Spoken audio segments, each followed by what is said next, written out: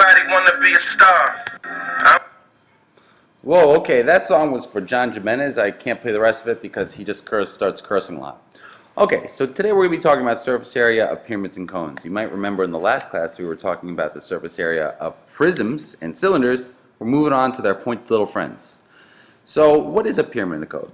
A pyramid is a lot like a prism, right? It's got a rectangular, square, or a polygon face, bottom, right? That's the base, but it comes up into a point.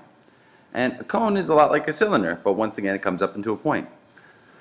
The formal definition, a pyramid is a solid with a polygon base, all right? Remember polygons, that's unit 6.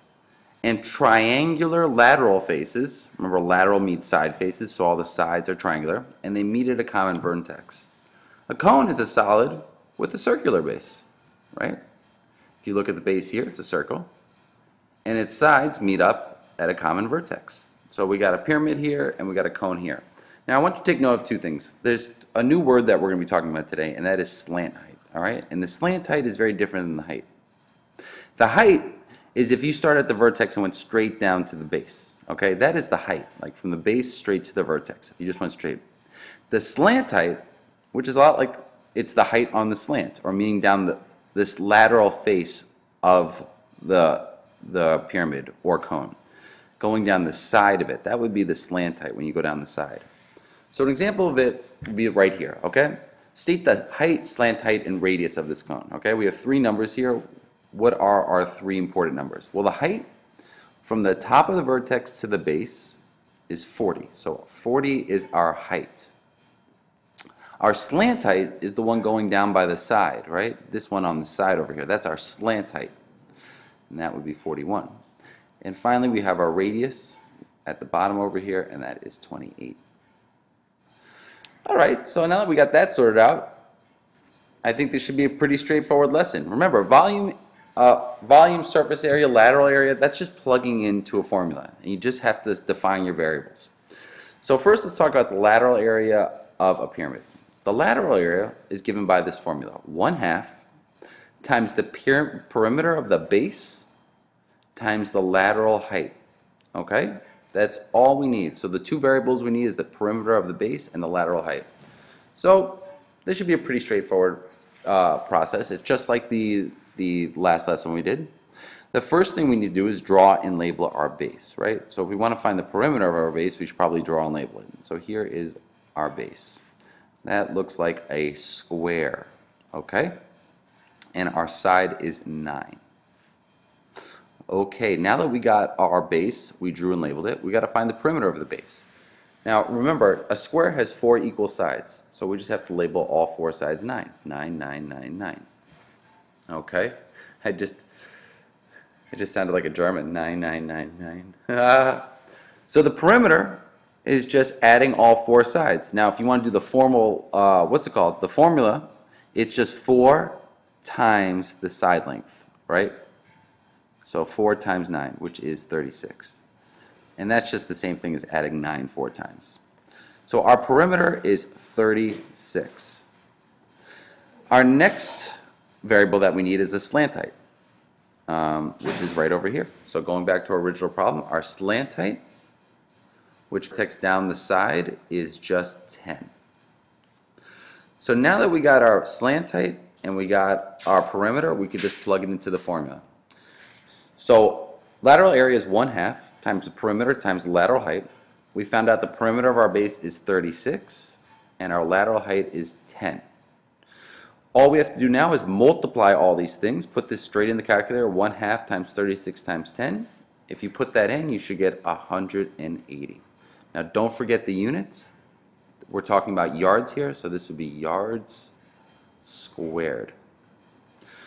Alright, so now we know how to find the lateral height of a pyramid.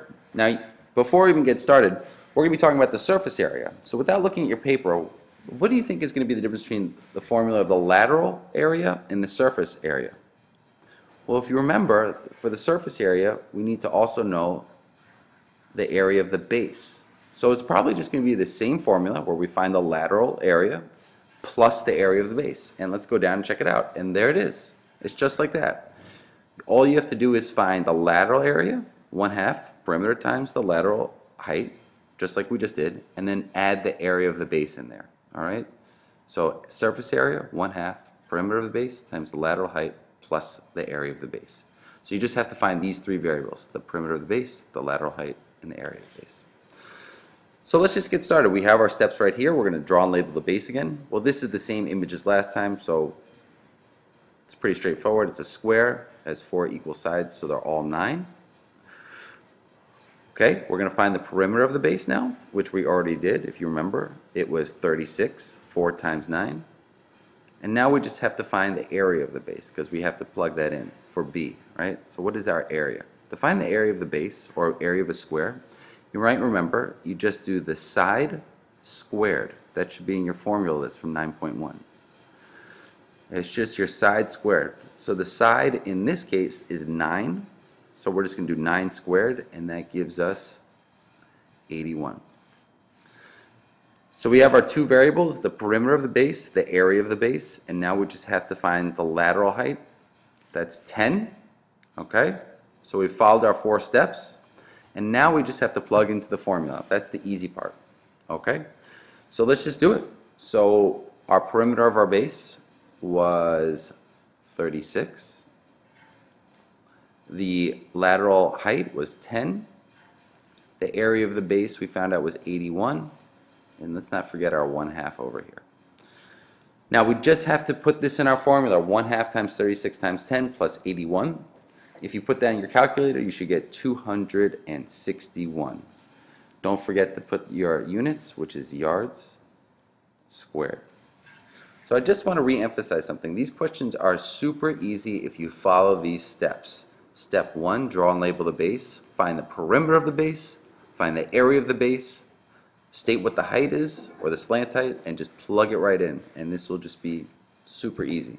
The real challenging part is just finding the perimeter and area of the base. But since you have your formula sheet, not a problem. Alright, for the second part of this lesson, we're going to be doing the lateral area and the surface area of a cone. Now the formula is exactly the same. The lateral area is just 1/2 the perimeter of the base times the lateral height. But we could actually simplify this formula. Alright, this part of the formula, 1/2 perimeter times the lateral height, and turn it into this formula. Lateral area equals pi times the radius of the base times the lateral height. Now why am I able to do that? Well, I'll just show you in case you're interested. The formula for the lateral height, lateral area, is 1/2 times P times L. Now if I want to find the perimeter of the base, and it's a circle, I'll just plug in my circle, how to find the perimeter of a circle, which is just 2 times pi times r.